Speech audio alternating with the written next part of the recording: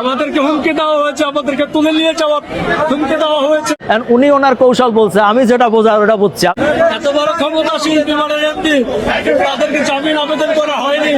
Police আমাদের বিরুদ্ধে কাজ করেছে, তারপরে ফাইনালি জয় হয়েছে, আলহামদুলিল্লাহ। আমি শুকরিয়া ভাই কাঁদতেছেন কেন?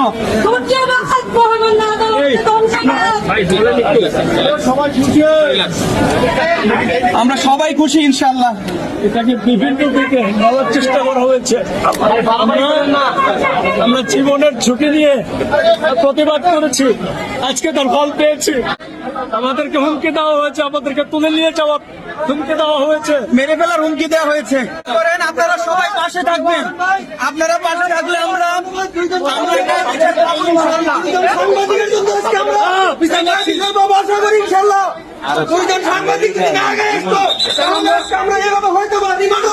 জজ সাহেব যেটা বললেন এটা তো খুবই লজিক্যাল যে চারজন আর একসাথে যাওয়াটা উচিত ছিল।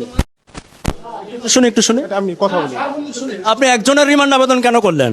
আসামি যেখানে আসামি যেখানে চারজন, আপনি একজনের রিমান্ড আবেদন কেন করলেন? আমরা প্রাথমিক ধারণা করা হচ্ছে ওনার কাছে আমরা তথ্য পাবো। এক নাম্বার আসামিকে আপনি রিমান্ডে না চাইয়া বাকি 4 নাম্বার আসামিকে কেন চাইবেন? নাম ধারণা করছেন প্রথম একজন একজন করে 164 করানো যায় কিনা। গুরুত্বপূর্ণ একটা বিষয় তো আপনি ধারণা করতে পারেন না, এটা তো খুবই লজিক্যাল। নাম্বার 2 নাম্বার 3 নাম্বার বাদ দিয়ে 4 নাম্বার সাসপেক্টেড আসামির জামিন চাওয়া হয়, এবং এটা কেন চাইছে দেখেন, পুলিশ বলতেছে কৌশলগত কারণে। উনি ওনার কৌশল বলছে, আমি যেটা বোঝার ওটা বুঝছি। আমি বুঝছি কি জানেন, এই 4 নম্বর আসামি কাজের বুয়ারে নিয়া বড় অঙ্কের টাকার লোভ দেখায় বলবে যে তুই সব স্বীকার কর। তখন কাজের বুয়া আমাদের মিডিয়ার সামনে এসে বলবে কি, স্যার ম্যাডাম জানে না। ঠিক আছে, এইটা বইলা এই স্যার ম্যাডামকে খালাস করে নিয়ে যাবে। কত বড় একটা পলিটিক্স করেছে দেখেন।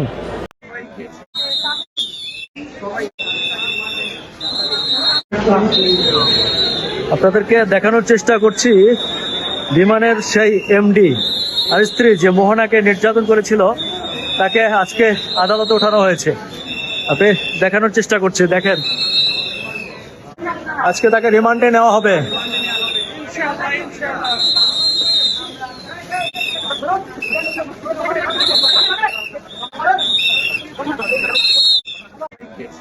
হচ্ছে প্রধান আসামি।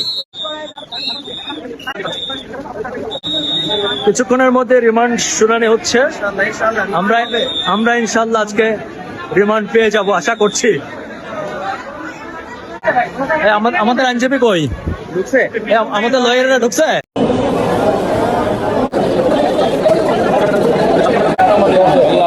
আলহামদুলিল্লাহ।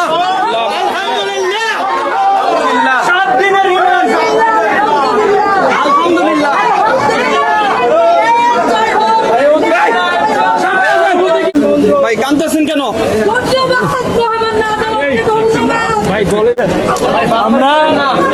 আমরা জীবনের ঝুঁকি নিয়ে প্রতিবাদ করেছি, আজকে তার ফল পেয়েছি।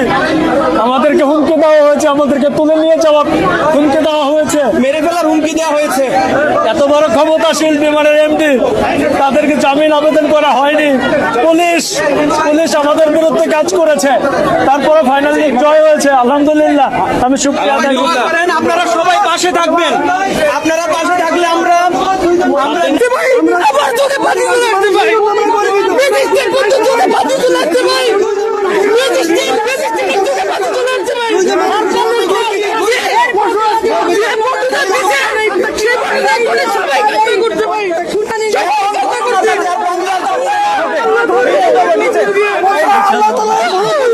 আপনাদেরকে ইনশাল্লাহ